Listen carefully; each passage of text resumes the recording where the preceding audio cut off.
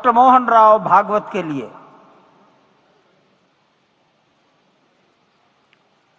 महंत दिनेन्द्र दास जी महाराज, माननीय मुख्यमंत्री योगी जी के लिए वस्त्र, मालूम है उनको मालूम है।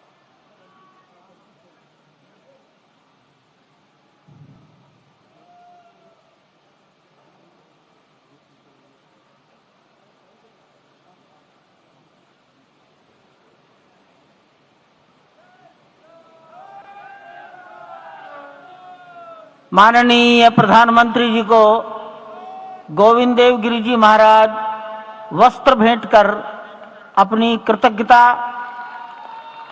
प्रधानमंत्री जी के प्रति अपना सम्मान प्रकट कर रहे हैं। अन्य महानुभाव सम्मानार्थ खड़े हैं। पेजावर स्वामी जी माननीय डॉक्टर मोहन राव जी को,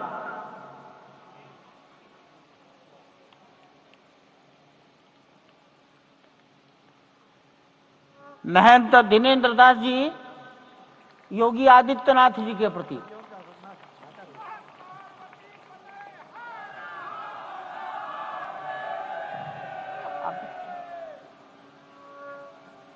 योगी आदित्यनाथ मैं दिनेन्द्र दास जी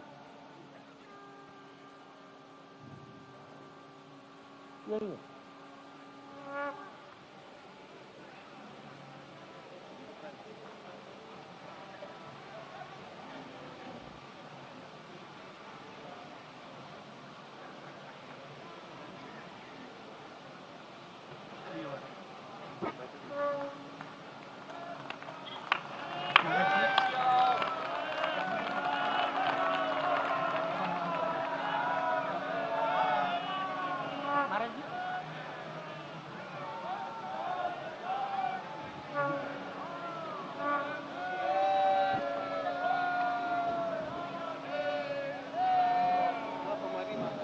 माननीय प्रधानमंत्री जी दिल्ली में राम जन्मभूमि के इस पावन प्रसंग पर एक डाक टिकट जारी कर चुके हैं। उत्तर प्रदेश सरकार की ओर से योगी आदित्यनाथ जी महाराज, माननीय मुख्यमंत्री, माननीय प्रधानमंत्री जी और डॉक्टर मोहन राव भागवत को सम्मान में 2 चिन्ह भेंट करेंगे।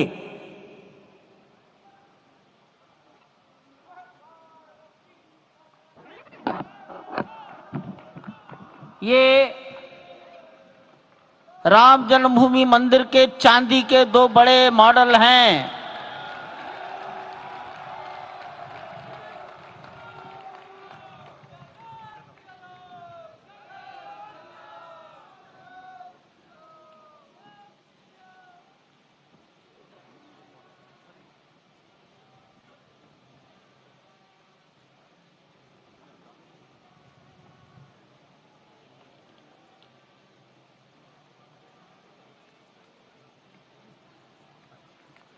पूज्य गोविंद देव गिरि जी महाराज मंच पर आएंगे और माननीय प्रधानमंत्री जी ने के बारे में अपनी भावनाएं प्रकट करेंगे।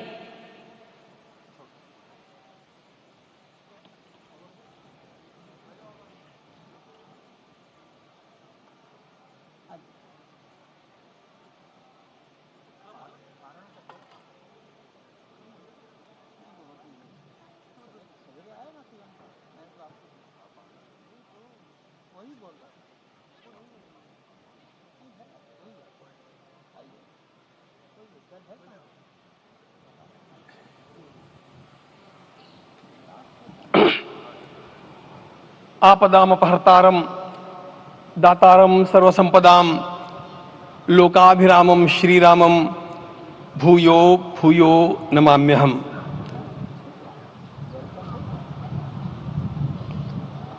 आज अंतःकरण अत्यंत उल्लास से, समाधान से और कृतज्ञता से भरा हुआ है। हमारा संपूर्ण राष्ट्र और पूरा विश्व भी आज भगवान श्री राम की प्रतिष्ठा से आलोकित होने का पर्व आरंभ हो चुका है। यह केवल एक मंदिर में एक मूर्ति की प्रतिष्ठा नहीं है, यह इस देश की अस्मिता, इस देश का स्वाभिमान और इस देश का आत्मविश्वास, इसकी प्रतीक्षा है।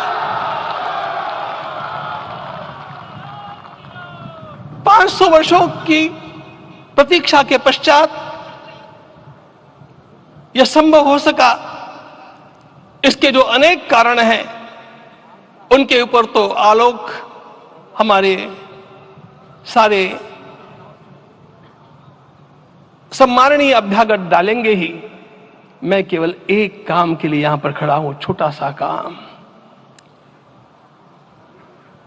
कारण तो अनेक होते हैं, लेकिन अनेक कारण मिलते मिलते आखिर वे एक विशिष्ट स्तर तक पहुंच जाते हैं और उस स्तर पर कोई महापुरुष हम लोगों को उपलब्ध होता है और उस विभूति के कारण युग परिवर्तित हो जाता है।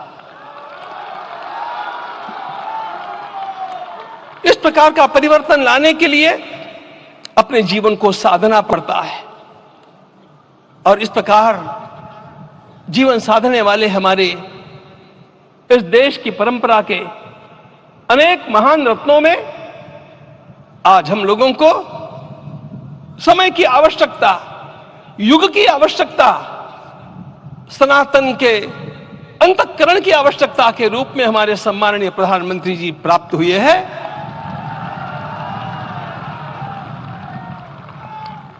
यह केवल इस देश का नहीं, यह संपूर्ण विश्व का सौभाग्य है कि आज एक ऐसा राजदर्शी हम लोगों को प्राप्त हुआ।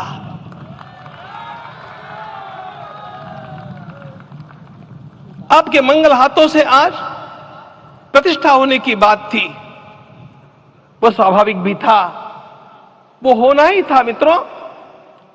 लेकिन मुझे इस बात का आश्चर्य हुआ जब मुझे लगभग 20 दिन पूर्व समाचार मिले कि माननीय प्रधानमंत्री जी को इस प्रतिष्ठा के लिए स्वयं अपने लिए क्या क्या अनुष्ठान करके सिद्ध करना चाहिए स्वयं को, उसकी नियमावली आप लिख करके भेजें।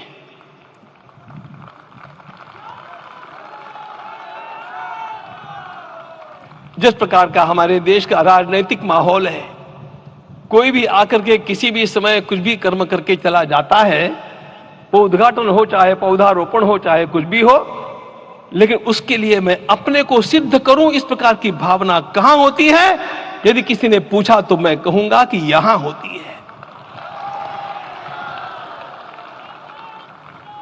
भगवान श्री राम की प्रतिष्ठा करनी है। भारतीय जीवनादर्शों के सर्वोच्च आदर्श भगवान श्री राम है और इन समस्त जीवनादर्शों की प्रतिष्ठा करने के समान ही यहां की प्रतिष्ठा रही है।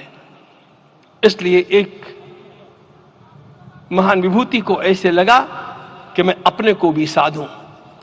मैं कर्मणा मनसा वाचा, कर्म से, मन से और वाणी से अपने को उसके लिए शुद्ध बनाऊं, सिद्ध बनाऊं, और उसका मार्ग तप ही है। भगवत गीता ने कहा, यज्ञ दान तप कर्म न त्याज्यम कार्य में तत्।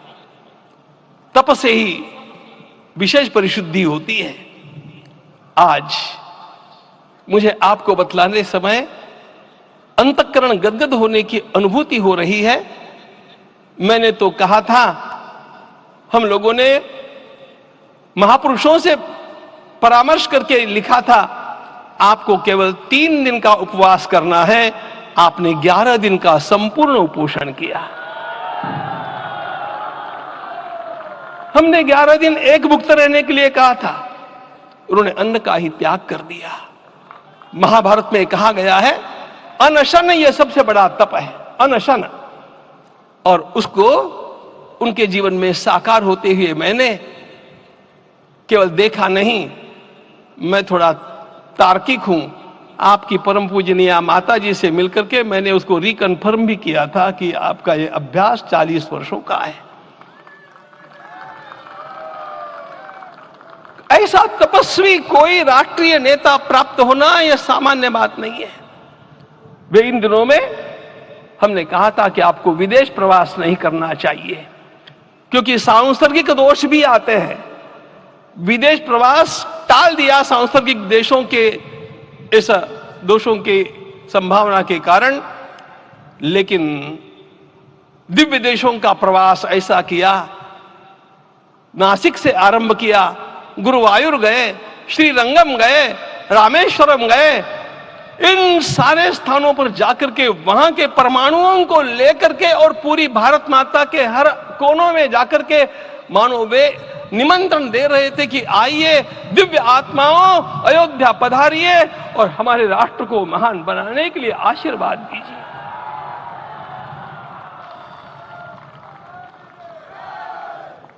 हमने केवल कहा था 3 दिनों तक आपको भूमि शयन करना चाहिए। 11 दिनों से आप भूमि शयन कर रहे हैं। इस कड़कड़ाती ठंड में इस प्रकार का शयन करना, मित्रों, ब्रह्मा जी ने सृष्टि को निर्माण किया। उस समय उन्होंने एक शब्द को सुना था। भारत की संस्कृति का सबसे मूल शब्द है तप तप इति। हमारे पूज्य गुरुदेव के गुरुदेव परम गुरु कहा करते थे, कांची के परमाचार्य जी महाराज, तपश्चर। मैं जब भी उनसे मिलता था वे कहते थे तपश्चर। आज तप की कमी हो गई है और उस तप को हमने साकार आप में देखा। मुझे इस परंपरा को देखते हुए केवल एक राजा याद आता है जिसमें यह सब कुछ था, और उस राजा का नाम छत्रपति शिवाजी महाराज।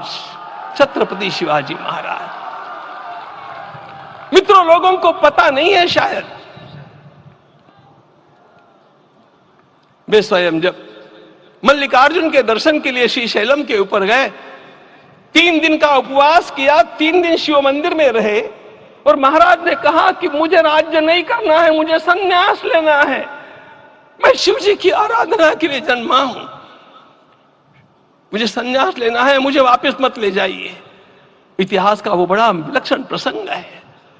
उस प्रसंग में उनके सारे ज्येष्ठ मंत्रियों ने उनको समझाया और लौटा करके लाया कि यह भी आपका कार्य भगवत सेवा ही है।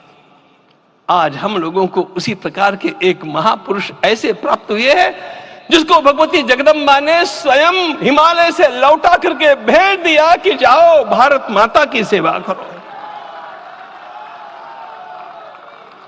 तुम्हें भारत माता की सेवा करनी है।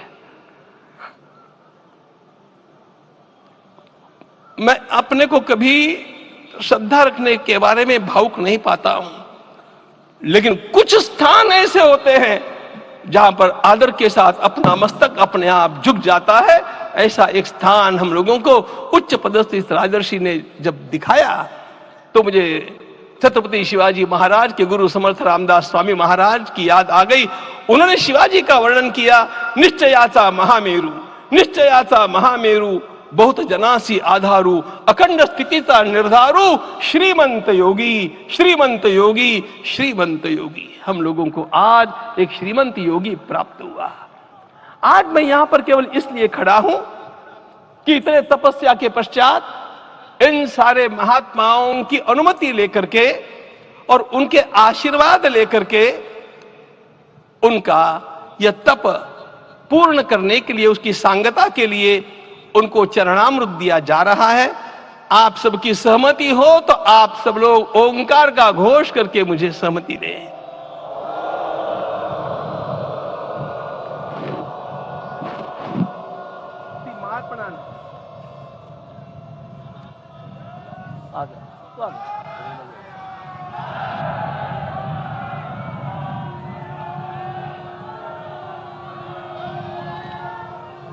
अपना उपवास पूर्ण कर रहे हैं माननीय प्रधानमंत्री जी।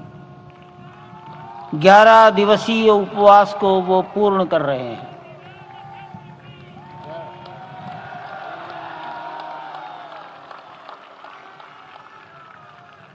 मैं श्री राम जन्मभूमि तीर्थ क्षेत्र के अध्यक्ष पूज्य महंत नृत्य गोपाल दास जी महाराज, मणिराम छावनी अयोध्या के श्री महंत के चरणों में निवेदन करता हूं आशीर्वचन के लिए।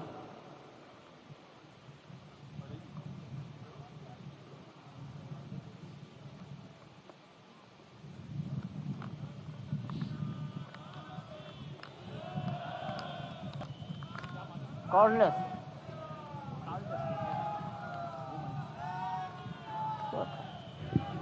हो गया।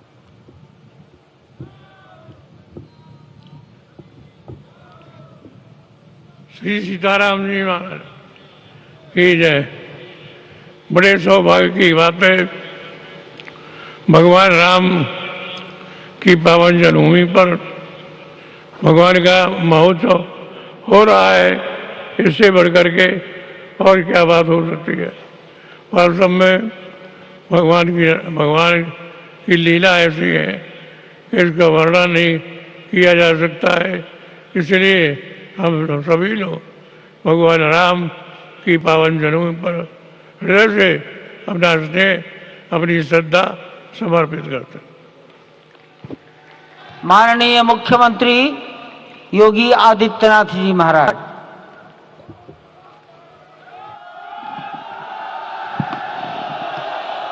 सभी संतों की ओर से आप ये माला अर्पण कीजिए। व्रत का उद्यान। हाँ।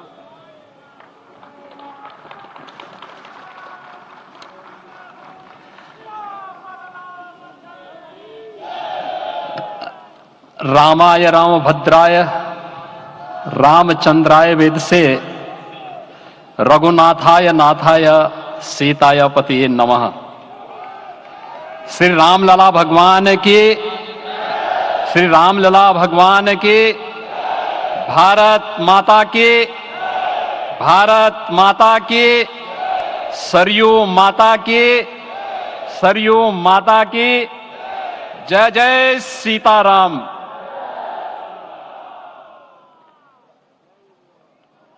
रामोत्सव के आज के इस कार्यक्रम के मुख्य अतिथि दुनिया के सबसे लोकप्रिय राजनेता, भारत के माननीय प्रधानमंत्री आदरणीय श्री नरेंद्र मोदी जी, राष्ट्रीय स्वयंसेवक संघ के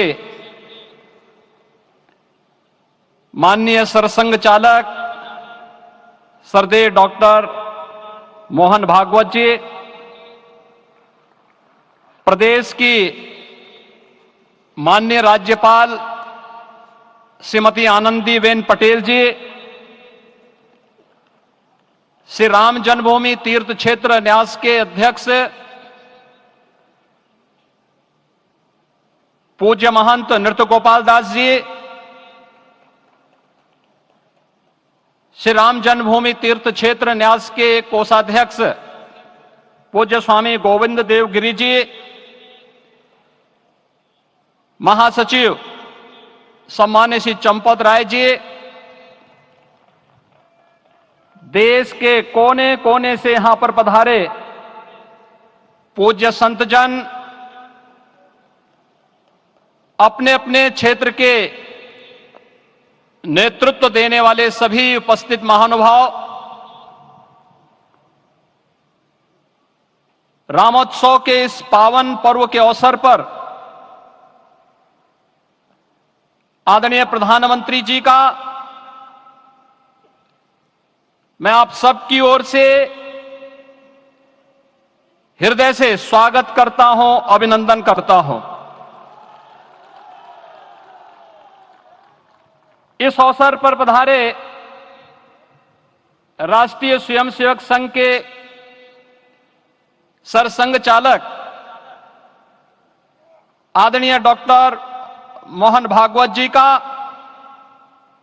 अन्य समागत अतिथियों और महानुभावों का मैं हृदय से स्वागत करता हूं, अभिनंदन करता हूं।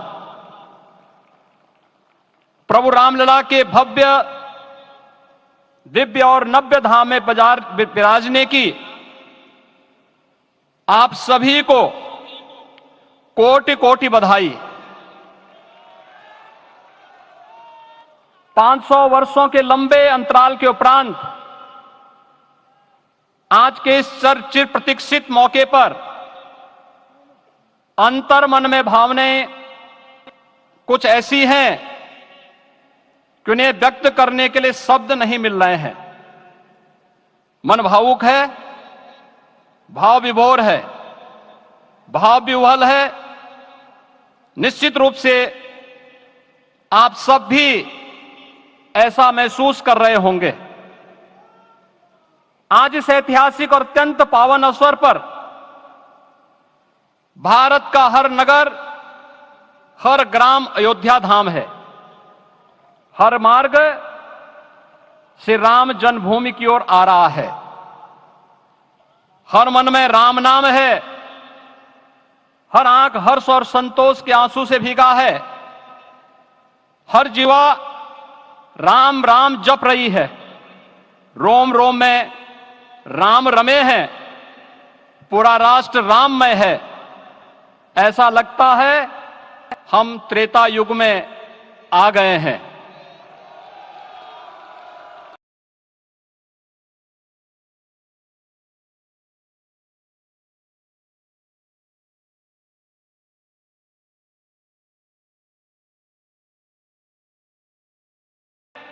प्रसन्नता है, गर्व है और संतोष के भाव हैं।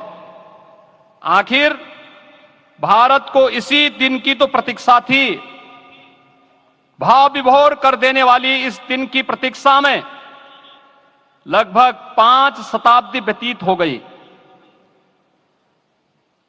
दर्जनों पीढ़ियां अधूरी कामना लिए इस धराधाम से साकेत धाम में लीन हो गई, किंतु प्रतीक्षा और संघर्ष का क्रम सतत जारी रहा। श्री राम जन्मभूमि संभवतः विश्व में पहला ऐसा अनूठा प्रकरण होगा जिसमें किसी राष्ट्र के बहुसंख्यक समाज ने अपने ही देश में अपने आराध्य की जन्मस्थली पर मंदिर निर्माण के लिए इतने वर्षों तक और इतने स्तरों पर लड़ाई लड़ी हो। संतों, सन्यासियों, पुजारियों, नागाओं, निहंगों, बुद्धिजीवियों, राजनेताओं, जनजातियों सहित समाज के हर वर्ग ने जाति पाति, विचार दर्शन, उपासना पद्धति से ऊपर उठ करके राम काज के लिए स्वयं को उत्सर्ग किया। अंततः वह शुभ अवसर आ ही गया जब कोटि कोटि आस्थावानों के त्याग और तप को पूर्णता प्राप्त हो रही है। आज आत्मा प्रफुल्लित है इस बात से कि मंदिर वही बना है जहां बनाने का संकल्प लिया था। संकल्प और साधना की सिद्धि के लिए हमारी प्रतीक्षा की इस समाप्ति के लिए और संकल्प की पूर्णता के लिए आदरणीय प्रधानमंत्री श्री नरेंद्र मोदी जी का हृदय से आभार और अभिनंदन। माननीय प्रधानमंत्री जी, 2014 में आपके आगमन के साथ ही भारतीय जनमानस कह उठा था कि मोरे जिय भरोस दृढ़ सोई, मिलहि राम सगुन शुभ होई।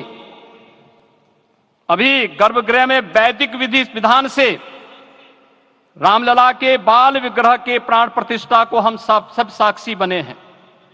अलौकिक छवि है हमारे प्रभु की, बिल्कुल वैसे ही जैसे तुलसीदास जी ने कहा कि नव कंज लोचन कंज मुख कर कंज पद कंजारुणम। धन्य है वह शिल्पी जिसने हमारे मन में बसे राम की छवि को मूर्त रूप प्रदान किया है। विचारों और भावनाओं की विहलता के बीच मुझे पूज्य संतों और अपनी गुरु परंपरा का पुण्य स्मरण हो रहा है। आज उनकी आत्मा को असीम संतोष और आनंद की अनुभूति हो रही होगी। जिन परंपराओं की पीढ़ियां श्री राम जन्मभूमि मुक्ति यज्ञ में अपनी आहुति दे चुकी है, उनकी पावन स्मृतियों को मैं यहां पर कोटि कोटि नमन करता हूं। श्री राम जन्मभूमि महायज्ञ न केवल सनातन आस्था और विश्वास की परीक्षा का काल रहा, बल्कि संपूर्ण भारत को एकात्मता के सूत्र में बांधने के लिए राष्ट्र की सामूहिक चेतना जागरण के ध्येय में भी सफल सिद्ध हुआ है। सदियों के बाद भारत में हो रहे इस चिर प्रतीक्षित नवविवाह को देख अयोध्या समेत पूरा भारत का वर्तमान आनंदित हो उठा है। भाग्यवान है हमारी पीढ़ी जो इस राम काज के साक्षी बन रहे हैं, और उससे भी बड़भागी हैं वो जिन्होंने सर्वस्व इस राम काज के लिए समर्पित किया है और करते चले जा रहे हैं। जिस अयोध्या को अवनी की अमरावती और धरती का वैकुंठ कहा गया, वह सदियों तक अभिषिप्त थी, उपेक्षित रही, सुनियोजित तिरस्कार झेलती रही। अपनी ही भूमि पर सनातन आस्था पद्दलित होती रही, चोटिल होती रही, किंतु राम का जीवन हमें संयम की शिक्षा देता है और भारतीय समाज ने संयम बनाए रखा। लेकिन हर एक दिन के साथ ही हमारा संकल्प और भी दृढ़ होता गया, और आज देखिए पूरी दुनिया अयोध्या के वैभव को निभा रही है। हर कोई अयोध्या आने को आतुर है। आज अयोध्या में त्रेतायुगीन वैभव उतर आया है, दिख रहा है। यह धर्मनगरी विश्व की सांस्कृतिक राजधानी के रूप में प्रतिष्ठित हो रही है। पूरा विश्व दिव्य और भव्य अयोध्या का साक्षात्कार कर रहा है। आज जिस सुनियोजित एवं तीव्र गति से अयोध्यापुरी का विकास हो रहा है, वह प्रधानमंत्री जी के दृढ़ संकल्प, इच्छा शक्ति और दूरदर्शिता के बिना संभव नहीं था। कुछ वर्ष पहले कल्पना से परे था कि अयोध्या में एयरपोर्ट होगा, यहां के नगर के भीतर 4 लेन की सड़कें होंगी, सरयू जी में क्रूज चलेंगे, अयोध्या की खोई गरिमा वापस आएगी। लेकिन मित्रों, डबल इंजन की सरकार के प्रयास से आज आप सबके सहयोग से यह सब साकार हुआ है।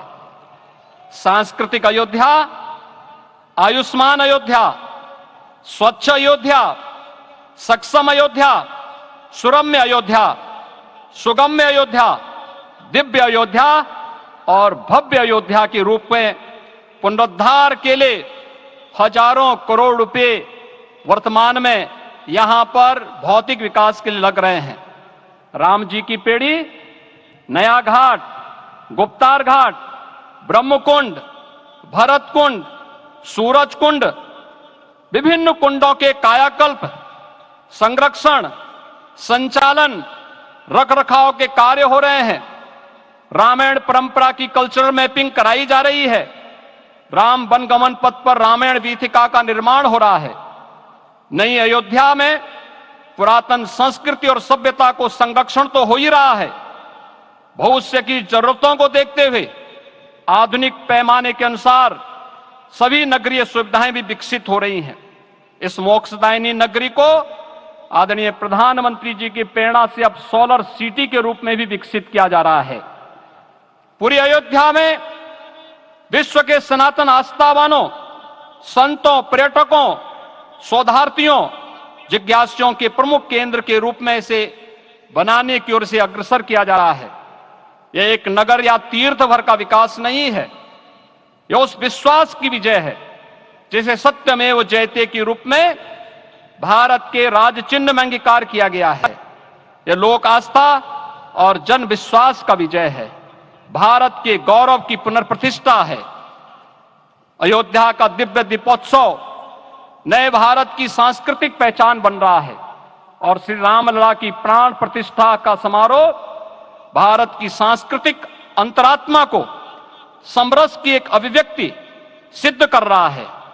श्री राम जन्मभूमि मंदिर की स्थापना भारत के सांस्कृतिक पुनर्जागरण का आध्यात्मिक अनुष्ठान है। यह राष्ट्र मंदिर है। निसंदेह श्री रामलला विग्रह की प्राण प्रतिष्ठा राष्ट्रीय गौरव का एक ऐतिहासिक अवसर है। निश्चिंत रहिए, प्रभु राम की कृपा से अब कोई अयोध्या की परिक्रमा में बाधा नहीं बन पाएगा। अयोध्या की गलियों में अब गोलियों की गड़गड़ाहट नहीं होगी, कर्फ्यू नहीं लगेगा, अपितु यहां दीपोत्सव, रामोत्सव और यहां की गलियों में श्री राम नाम संकीर्तन से यहां की गलियां गुंजायमान होंगी, क्योंकि अवधपुरी का मैं रामलला का विराजना राम राज्य की स्थापना की उद्घोषणा भी है। राम राज्य बैठे त्रिलोका, हर्षित भये गए सब शोका। राम राज्य भेदभाव रहित समृद्ध समाज का द्योतक है और हमारे यशस्वी प्रधानमंत्री जी की नीतियों, विचारों और योजनाओं का आधार है। भव्य दिव्य राम जन्मभूमि मंदिर के स्वप्न को साकार रूप देने में योगदान देने वाले सभी वास्तुविदों, अभियंताओं, शिल्पियों और श्री राम जन्मभूमि तीर्थ क्षेत्र न्यास के सभी पदाधिकारियों को हृदय से धन्यवाद। पुनः आप सभी को रामलला के विराजने की इस ऐतिहासिक पुण्य घड़ी की बधाई। आदरणीय प्रधानमंत्री जी, आदरणीय सरसंघ चालक जी, माननीय राज्यपाल महोदया और आप सभी महानुभावों का मैं एक बार फिर से हृदय से स्वागत और अभिनंदन करते हुए हम सब जो संकल्प पूर्वजों ने लिया था उसकी सिद्धि की भी सभी को बधाई देते हुए प्रभु के चरणों में एक बार पुनः नमन करते हुए पूरे प्रदेश और देशवासियों को आज के इस रामोत्सव के अवसर पर कोटि कोटि बधाई और अभिनंदन देते हुए अपनी वाणी को विराम देता हूं। जय जय सीताराम। राष्ट्रीय स्वयंसेवक संघ के सरसंघ चालक डॉक्टर मोहन राव भागवत जी।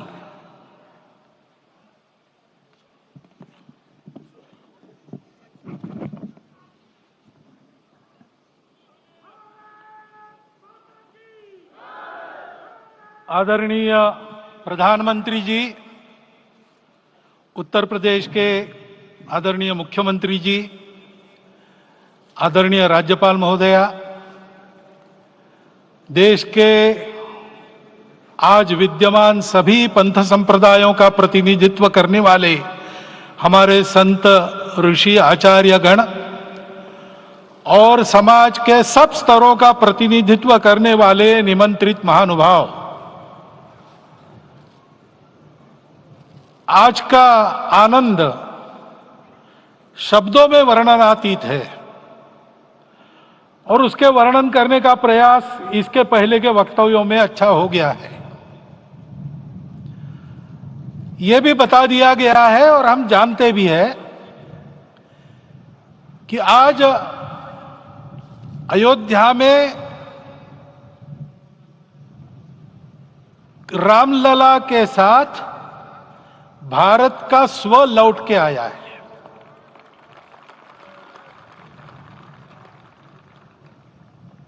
और संपूर्ण विश्व को त्रासदी से राहत देने वाला एक नया भारत खड़ा होके रहेगा, इसका प्रतीक आज का कार्यक्रम बन गया है। ऐसे समय में आपके उत्साह का, आपके आनंद का वर्णन कोई नहीं कर सकता। हम यहां पर अनुभव कर रहे, पूर्ण देश में यही वातावरण है। छोटे छोटे मंदिर के सामने दूरदर्शन पर इस कार्यक्रम को सुनने वाले हमारे समाज के करोड़ों बंधु, वहां पहुंच ना पाए ऐसे घर घर के हमारे नागरिक सज्जन, माता भगिनी, सब भाव विभोर है, सब में आनंद है, सब में उत्साह है। और ऐसे समय में जोश की बातों में थोड़ी सी होश की बात करने का काम मुझे ही दिया जाता है।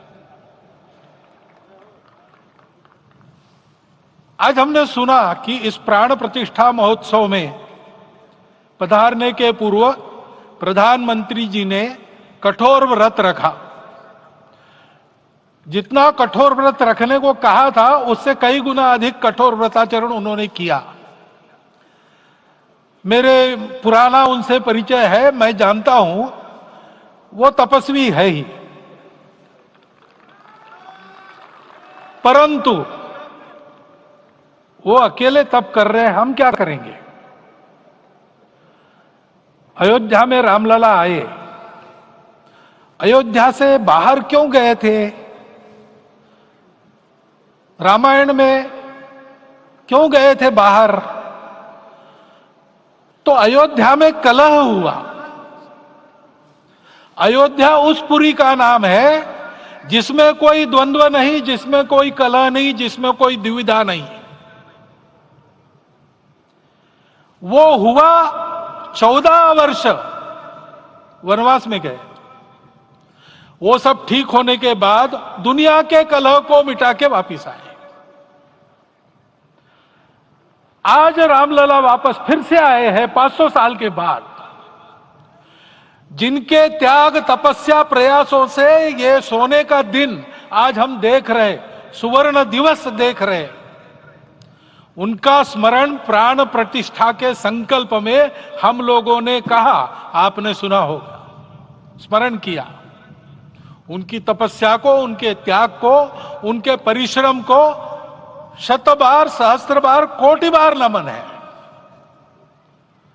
रामलला के यहां इस युग में आज के दिन फिर वापस आने का इतिहास जो जो श्रवण करेगा वो राष्ट्र के लिए कर्म प्रवण होगा और उसके राष्ट्र का सब दुख दैन्य हरण होगा। ऐसे इस इतिहास का सामर्थ्य है। परंतु उसमें हमारे लिए कर्तव्य का आदेश भी है। प्रधानमंत्री जी ने तप किया, अब हमको भी तप करना है। राम राज्य आने वाला है, वो कैसा था, दैहिक दैविक भौतिक तापा, राम राज नहीं कहु व्यापा, सब नर करहि परस्पर प्रीति, चलहि स्वधर्म निरत श्रुति नीति, सब निर्दंभ धर्म रत पुनि, नर अरु नारी चतुर सब गुनी, सब गुणज्ञ पंडित सब ज्ञानी, सब कृतज्ञ नहीं कपट सयानी। राम राज्य के सामान्य नागरिकों का जो वर्णन है, हम भी इस गौरवमय भारतवर्ष की संतानें हैं। कोटि कोटि कंठ उसका जयगान करने वाले हमारे हैं। हमको इस प्रकार के व्यवहार को रखने का तप आचरण करना पड़ेगा।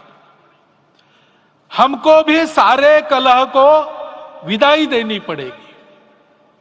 छोटे छोटे परस्पर मत रहते हैं, छोटे छोटे विवाद रहते हैं, उसको लेकर लड़ाई करने की आदत छोड़ देनी पड़ेगी।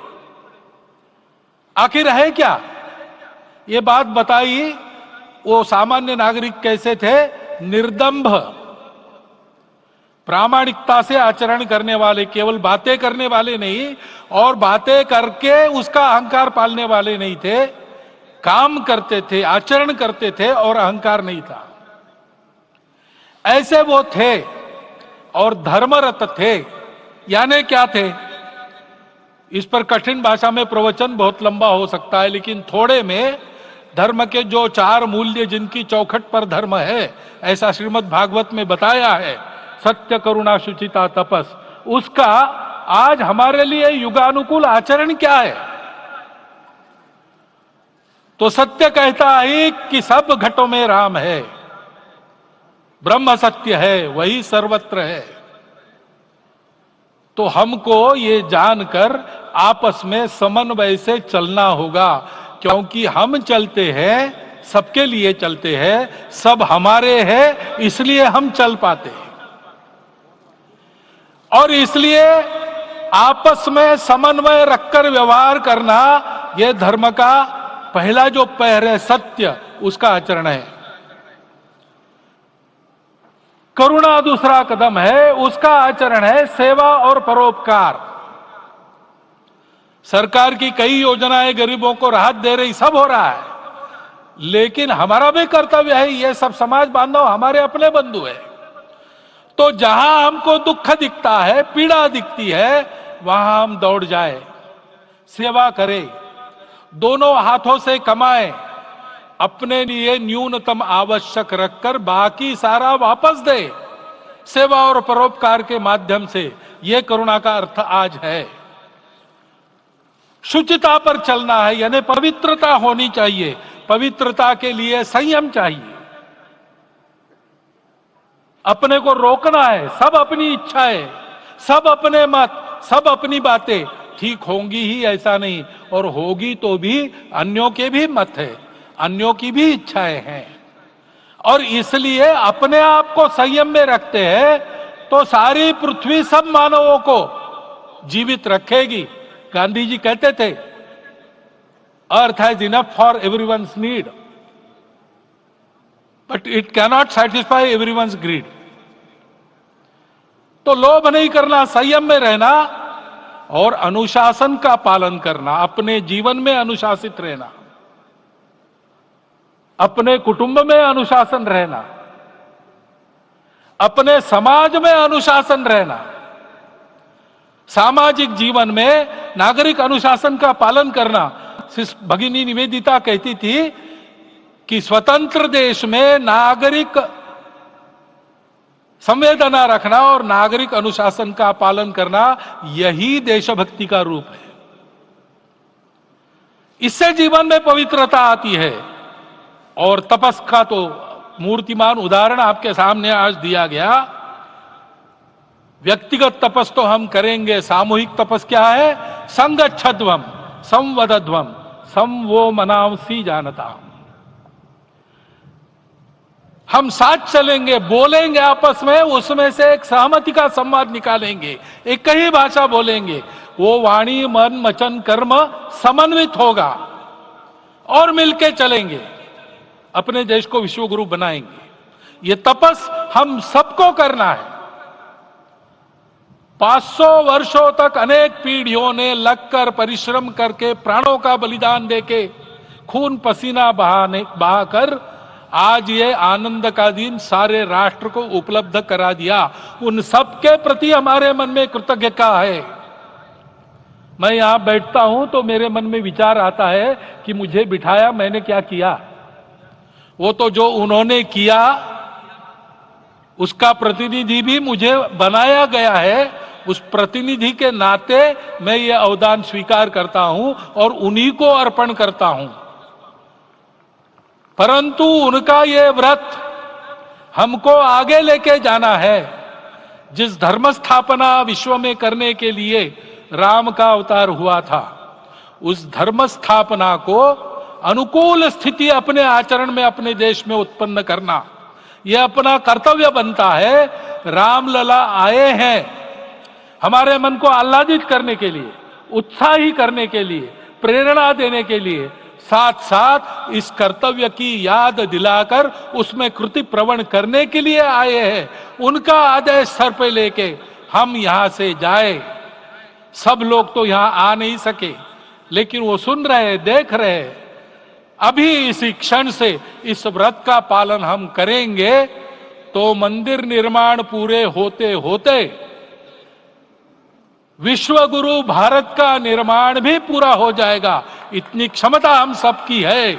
इसका मैं एक बार स्मरण देता हूं, आप सबको धन्यवाद देता हूं और मेरे 4 शब्द समाप्त करता हूं। भारत के यशस्वी प्रधानमंत्री माननीय नरेंद्र भाई मोदी जी अपने मनोभाव प्रकट करेंगे।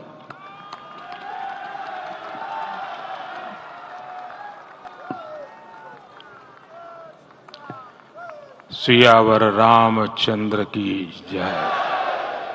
सियावर रामचंद्र की जय। श्रद्धेय मंच, सभी संत एवं ऋषिगण, यहां उपस्थित और विश्व के कोने कोने में हम सबसे साथ जुड़े हुए सभी राम भक्त, आप सबको प्रणाम, आप सबको राम राम।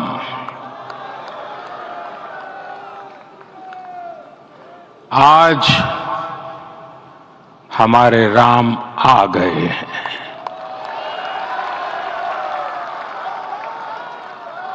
सदियों की प्रतीक्षा के बाद हमारे राम आ गए हैं। सदियों का अभूतपूर्व धैर्य, अनगिनत बलिदान, त्याग और तपस्या के बाद हमारे प्रभु राम आ गए हैं। इस शुभ घड़ी की आप सभी को, समस्त देशवासियों को बहुत बहुत बधाई। मैं अभी गर्भगृह में ईश्वरीय चेतना का साक्षी बनकर आपके सामने उपस्थित हुआ हूं। कितना कुछ कहने को है, लेकिन कंठ अवरुद्ध है। मेरा शरीर अभी भी स्पंदित है, चित्त अभी भी उस पल में लीन है।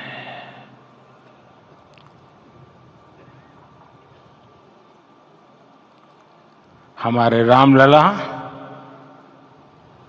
अब टेंट में नहीं रहेंगे।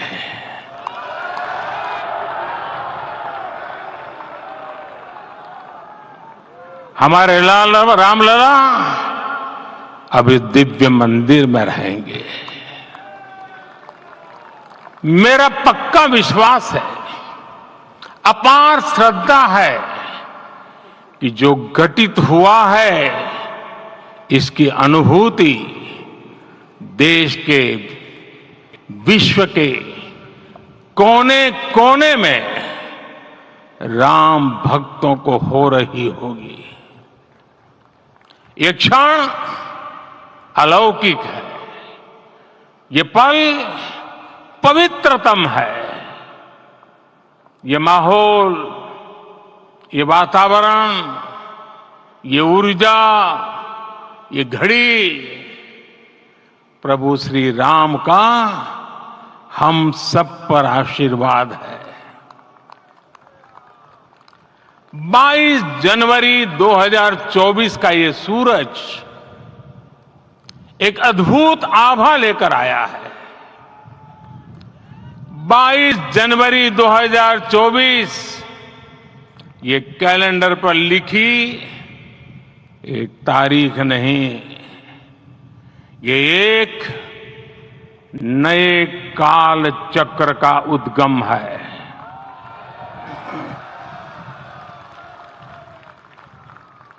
राम मंदिर के भूमि पूजन के बाद से प्रतिदिन पूरे देश में उमंग और उत्साह बढ़ता ही जा रहा था।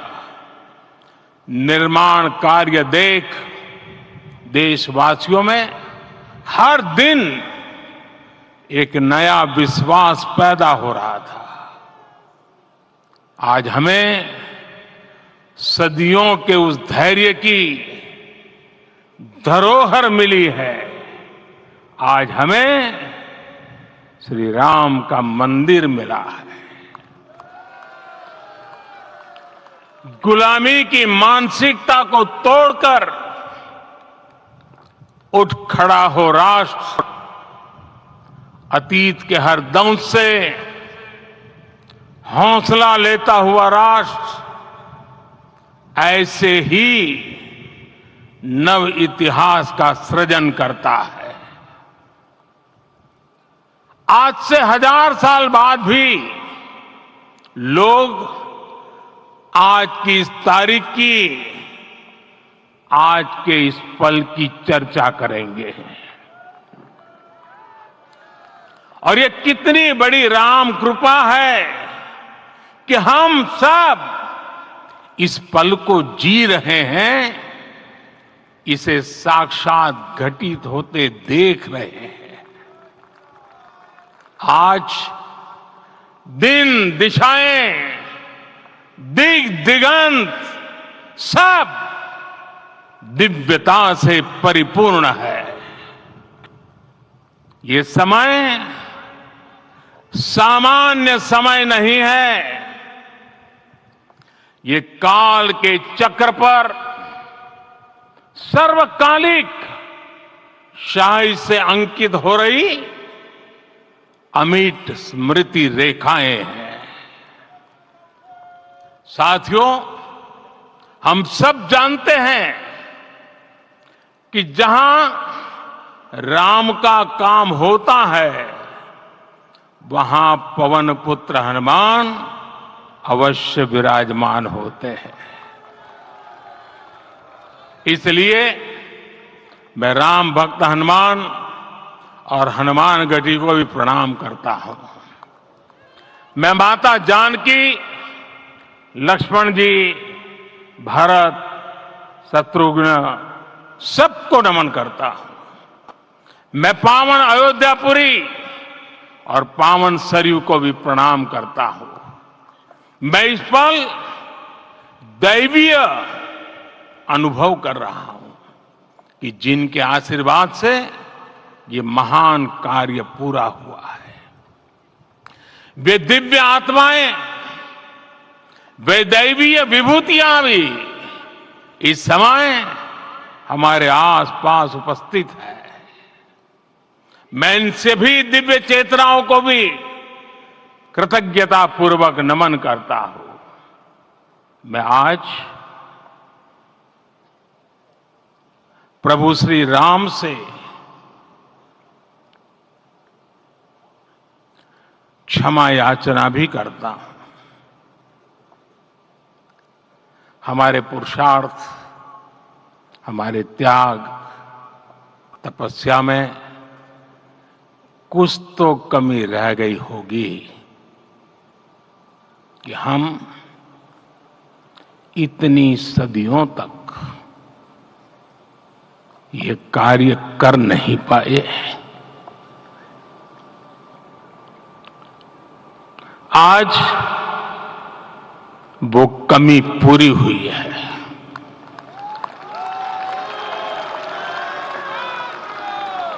मुझे विश्वास है प्रभु राम आज हमें अवश्य क्षमा करेंगे। मेरे प्यारे देशवासियों, त्रेता में राम आगमन पर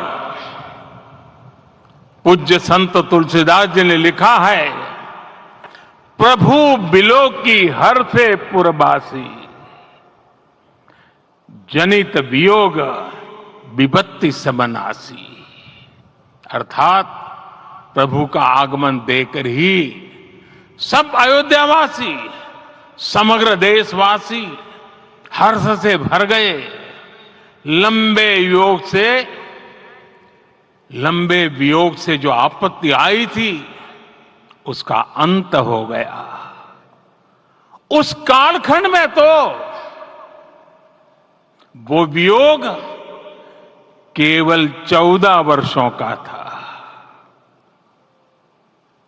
तब भी इतना असह्य था। इस युग में तो अयोध्या और देशवासियों ने सैकड़ों वर्षों का वियोग सहा है। हमारी कई कई पीढ़ियों ने वियोग सहा है। भारत के तो संविधान में उसकी पहली प्रति में भगवान राम विराजमान है। संविधान के अस्तित्व में आने के बाद भी दशकों तक प्रभु श्री राम के अस्तित्व को लेकर कानूनी लड़ाई चली। मैं आभार व्यक्त करूंगा भारत की न्यायपालिका का, जिसने न्याय की लाज रख ली।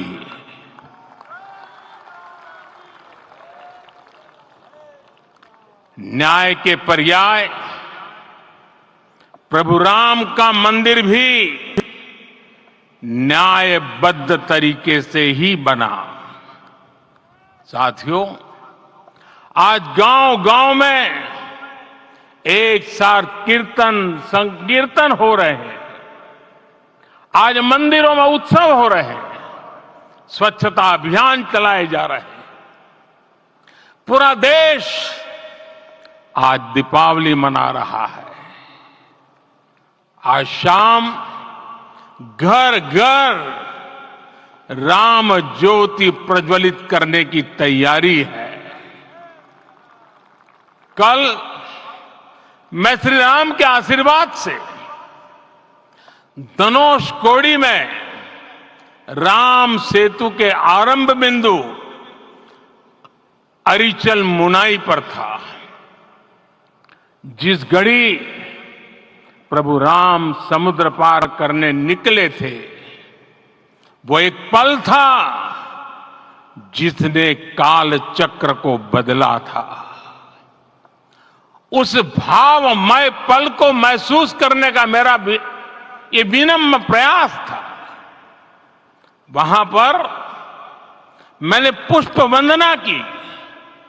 वहां मेरे भीतर एक विश्वास जगा कि जैसे उस समय काल चक्र बदला था, उसी तरह अब काल चक्र फिर बदलेगा और शुभ दिशा में बढ़ेगा। अपने 11 दिन के व्रत अनुष्ठान के दौरान मैंने उन स्थानों का चरण स्पर्श करने का प्रयास किया जहां प्रभु राम के चरण पड़े थे। चाहे वो नासिक का पंचवटी धाम हो, केरला का पवित्र त्रिपायर मंदिर हो, आंध्र प्रदेश में लेपाक्षी हो, श्रीरंगम में रंगनाथ स्वामी मंदिर हो, रामेश्वरम में श्री रामनाथ स्वामी मंदिर हो, या फिर धनुषकोडी। मेरा सौभाग्य है कि इसी पुनीत पवित्र भाव के साथ मुझे सागर से सरयू तक की यात्रा का अवसर मिला। सागर से सरयू तक हर जगह राम नाम का वही उत्सव भाव छाया हुआ है। प्रभु राम तो भारत की आत्मा के कण कण से जुड़े हुए हैं। राम भारतवासियों के अंतर मन में विराजे हुए हैं। हम भारत में कहीं भी किसी की अंतरात्मा को छुएंगे तो इस एकत्व की अनुभूति होगी और यही भाव सब जगह मिलेगा। इससे उत्कृष्ट, इससे अधिक देश को समायोजित करने वाला सूत्र और क्या हो सकता है। मेरे प्यारे देशवासियों, मुझे देश के कोने कोने में अलग अलग भाषाओं में रामायण सुनने का अवसर मिला है, लेकिन विशेषकर पिछले 11 दिनों में रामायण अलग अलग भाषा में अलग राज्यों से मुझे विशेष रूप से सुनने का मौका मिला। राम को परिभाषित करते हुए ऋषियों ने कहा है, रमन्ते यस्मिन् इति रामः, अर्थात जिसमें रम जाए वही राम है। राम लोक की स्मृतियों में, पर्वत से लेकर परंपराओं में सर्वत्र समाये हुए हैं। हर युग में लोगों ने राम को जिया है। हर युग में लोगों ने अपने अपने शब्दों में अपनी अपनी तरह से राम को अभिव्यक्त किया है और ये राम रस जीवन प्रवाह की तरह निरंतर बहता रहता है। प्राचीन काल से भारत के हर कोने के लोग राम रस का आचमन करते रहे हैं। राम कथा असीम है और रामायण भी अनंत है। राम के आदर्श, राम के मूल्य, राम की शिक्षाएं सब जगह एक समान है। प्रिय देशवासियों, आज इस ऐतिहासिक समय में देश उन व्यक्तित्वों को भी याद कर रहा है जिनके कार्य और समर्पण की वजह से आज हम ये शुभ दिन देख रहे हैं। राम के इस काम में कितने ही लोगों ने त्याग और तपस्या की पराकाष्ठा करके दिखाई है।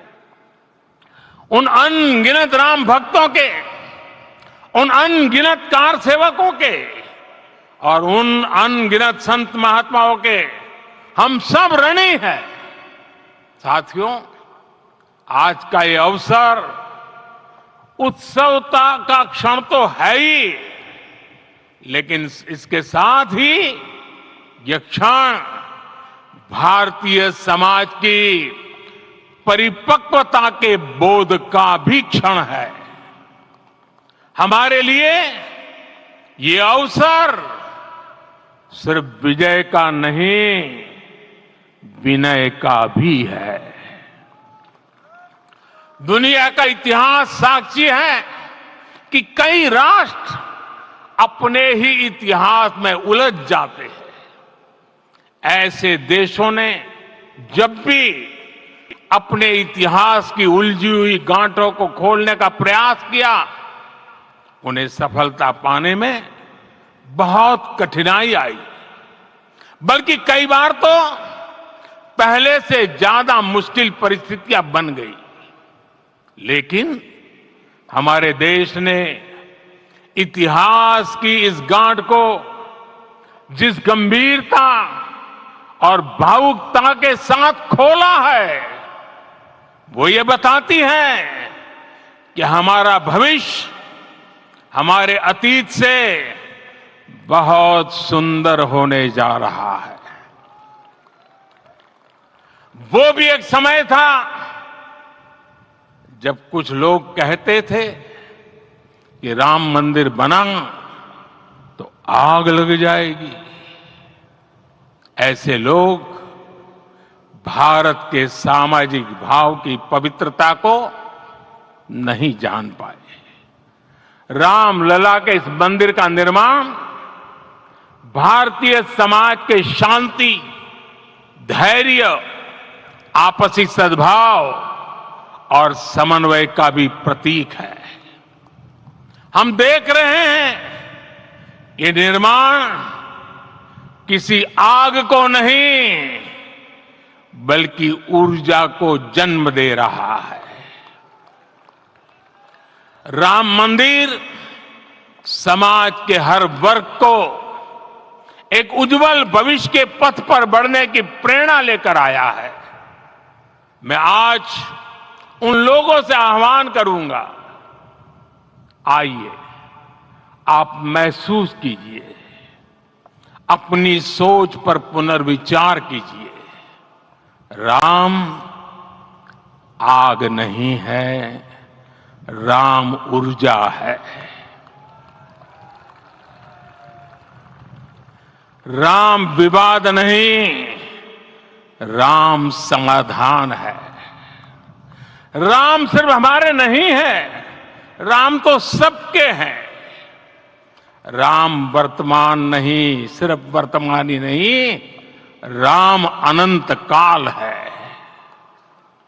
साथियों, आज जिस तरह राम मंदिर प्राण प्रतिष्ठा के इस आयोजन से पूरा विश्व जुड़ा हुआ है, उसमें राम की सर्वव्यापकता के दर्शन हो रहे हैं।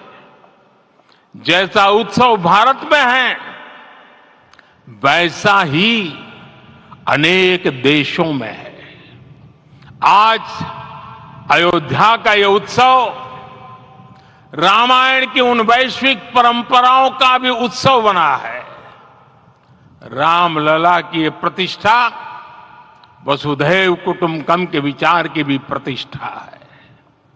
साथियों, आज अयोध्या में केवल श्री राम के विग्रह रूप की प्राण प्रतिष्ठा नहीं हुई है, ये श्री राम के रूप में साक्षात भारतीय संस्कृति के प्रति अटूट विश्वास की भी प्राण प्रतिष्ठा है।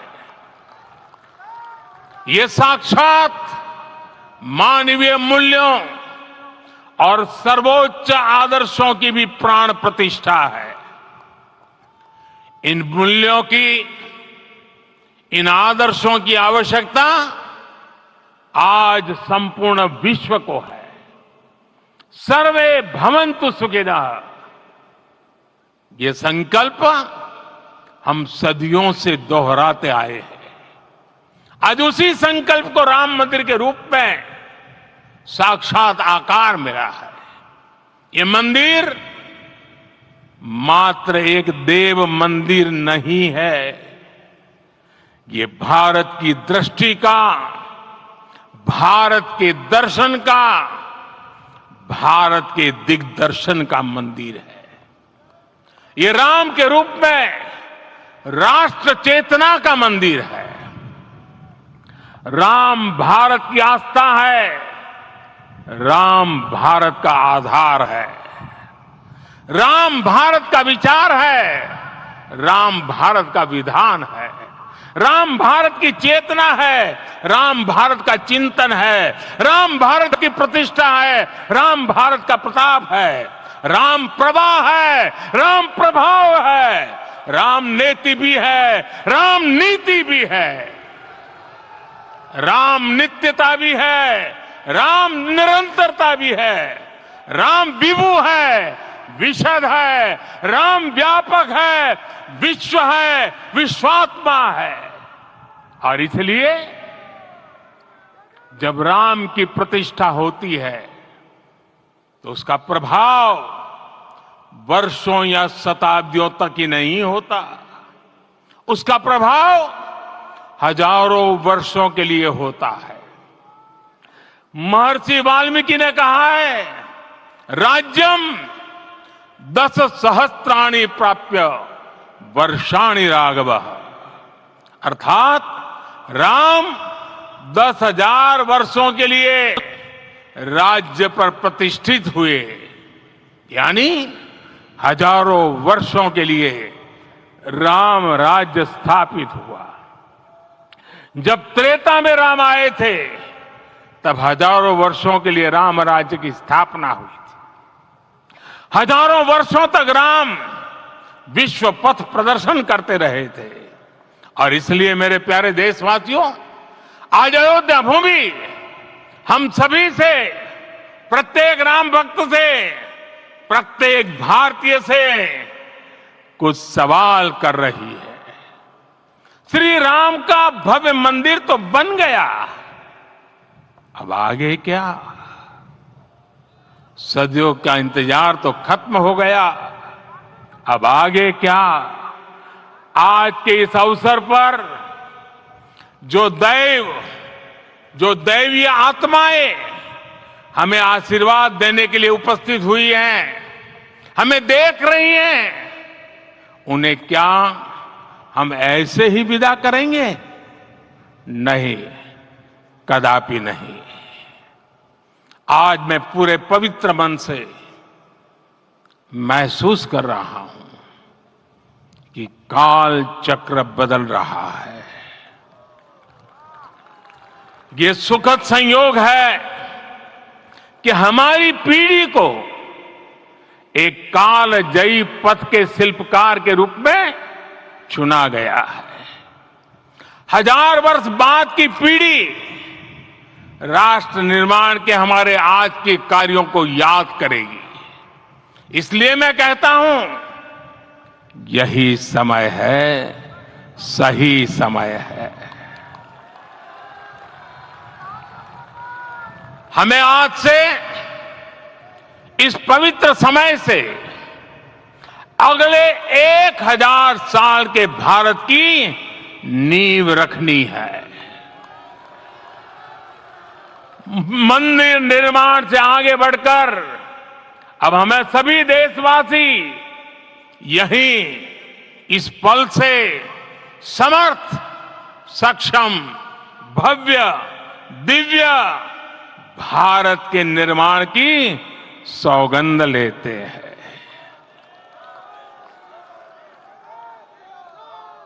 राम के विचार मानस के साथ ही जनमानस में भी हो, यही राष्ट्र निर्माण की सीढ़ी है। साथियों, आज के युग की मांग है कि हमें अपने अंतःकरण को विस्तार देना होगा। हमारी चेतना का विस्तार देव से देश तक, राम से राष्ट्र तक होना चाहिए। हनुमान जी की भक्ति, हनुमान जी की सेवा, हनुमान जी का समर्पण, ये ऐसे गुण हैं जिन्हें हमें बाहर नहीं खोजना पड़ता। प्रत्येक भारतीय में भक्ति, सेवा और समर्पण के भाव समर्थ, सक्षम, भव्य, दिव्य भारत का आधार बनेंगे। और यही तो है देव से देश और राम से राष्ट्र की चेतना का विस्तार। दूर सुदूर जंगल में, कुटिया में जीवन गुजारने वाली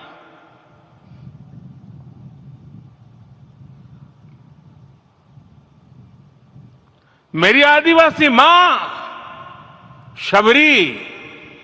शबरी का ध्यान आते ही अप्रतिम विश्वास जागृत होता है।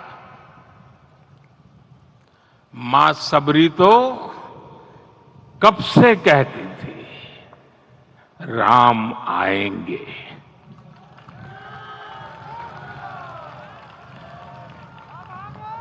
प्रत्येक भारतीय में जन्मा यही विश्वास समर्थ, सक्षम, भव्य भारत का आधार बनेगा। और यही तो है देव से देश और राम से राष्ट्र की चेतना का विस्तार। हम सब जानते हैं कि निषाद राज की मित्रता सभी बंधनों से परे है। निषाद राज का राम के प्रति सम्मोहन, प्रभु राम का निषाद राज के लिए अपनापन कितना मौलिक है। सब अपने हैं, सभी समान है। प्रत्येक भारतीय में अपनत्व की, बंधुत्व की ये भावना समर्थ, सक्षम, भव्य, दिव्य भारत का आधार बनेगी। और यही तो है देव से देश और राम से राष्ट्र की चेतना का विस्तार। साथियों, आज देश में निराशा के लिए रत्ती भर भी स्थान नहीं है। मैं तो बहुत सामान्य हूं, मैं तो बहुत छोटा हूं। अगर कोई ये सोचता है तो उसे गिलहरी के योगदान को याद करना चाहिए। गिलहरी का स्मरण ही हमें हमारी इस हिचक को दूर करेगा, हमें सिखाएगा कि छोटे बड़े हर प्रयास की अपनी ताकत होती है, अपना योगदान होता है। और सबके प्रयास की यही भावना समर्थ, सक्षम, भव्य, दिव्य भारत का आधार बनेगी। और यही तो देव से देश और राम से राष्ट्र की चेतना का विस्तार। साथियों, लंकापति रावण प्रकांड ज्ञानी थे, अपार शक्ति के धनी थे, लेकिन जटायु जी की मूल्य निष्ठा देखिए। वे महाबली रावण से भिड़ गए उन्हें भी पता था कि वो रावण को परास्त नहीं कर पाएंगे, लेकिन फिर भी उन्होंने रावण को चुनौती दी। कर्तव्य की यही पराकाष्ठा समर्थ, सक्षम, भव्य, दिव्य भारत का आधार है। और यही तो है देव से देश और राम से राष्ट्र की चेतना का विस्तार। आइए हम संकल्प लें कि राष्ट्र निर्माण के लिए हम अपने जीवन का पल पल लगा देंगे। राम काज से राष्ट्र काज, समय का पल पल, शरीर का कण कण राम समर्पण को राष्ट्र समर्पण के ध्येय से जोड़ देंगे। मेरे देशवासियों, प्रभु श्री राम की हमारी पूजा विशेष होनी चाहिए। ये पूजा स्व से ऊपर उठ करके समष्टि के लिए होनी चाहिए। ये पूजा अहम से उठकर वयम के लिए होनी चाहिए। प्रभु को जो भोग चढ़ेगा वो विकसित भारत के लिए हमारे परिश्रम की पराकाष्ठा का प्रसाद भी होगा।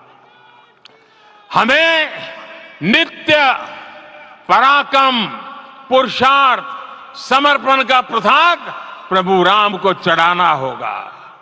इनसे नित्य प्रभु राम की पूजा करनी होगी, तब हम भारत को वैभवशाली और विकसित बना पाएंगे।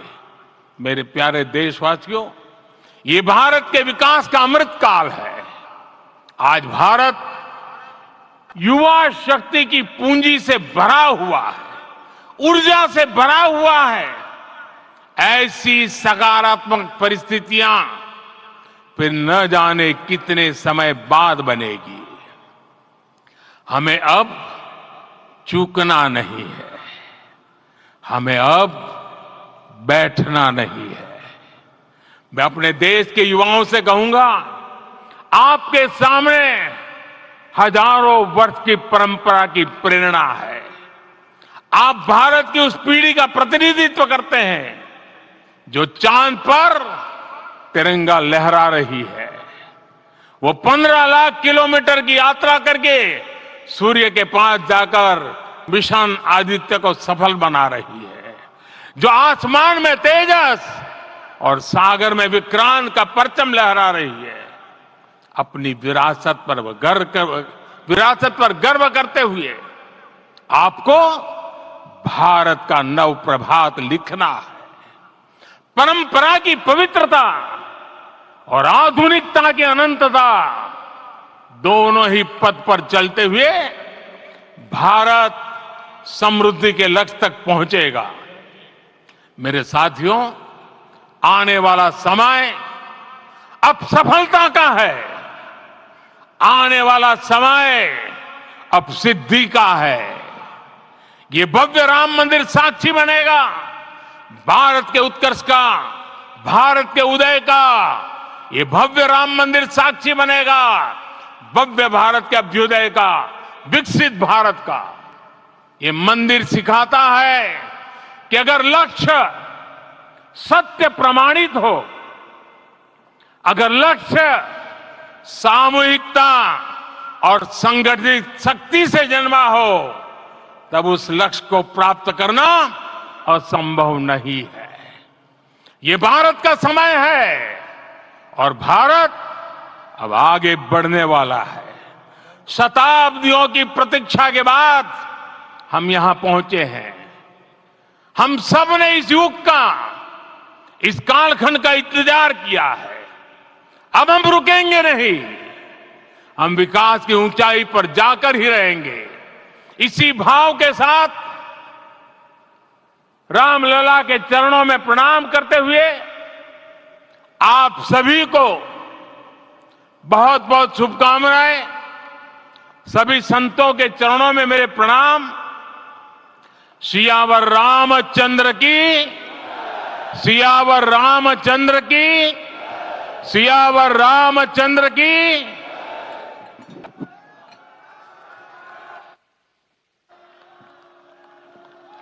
मैं आपसे निवेदन करूंगा, अभी थोड़ा आसन ग्रहण करिए। माननीय प्रधानमंत्री जी यहां से कुबेर टीला की ओर प्रस्थान करेंगे।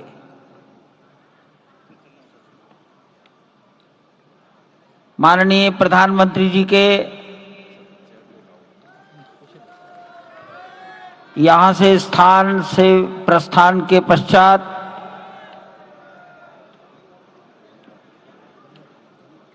हमारे महंत नृत्य गोपाल दास जी के शिष्यगणों से निवेदन करूंगा, मंच पर आकर उनको नीचे की ओर ले जाए।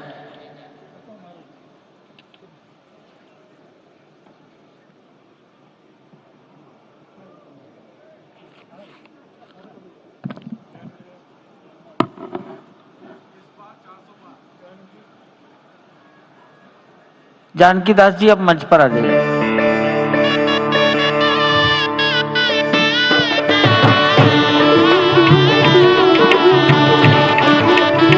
माननीय मोहन राव जी, भैया जी कहीं मिलेंगे।